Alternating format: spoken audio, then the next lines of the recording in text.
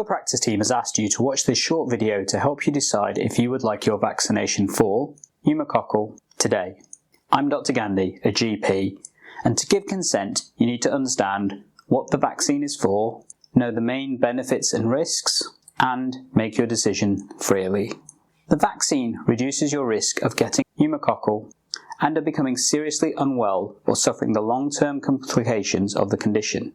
It can't give you pneumococcal, but like all medicines, it can cause side effects.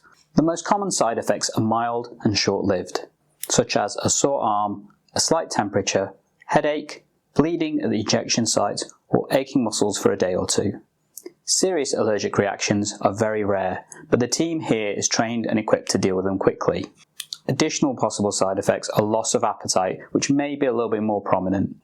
Before we go ahead with giving you the vaccine, you can ask any questions you like.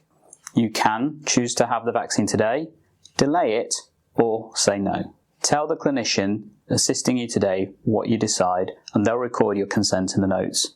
I'm passing you to them now to help confirm that. And if you'd like consent options for other vaccines, then check out these videos right here.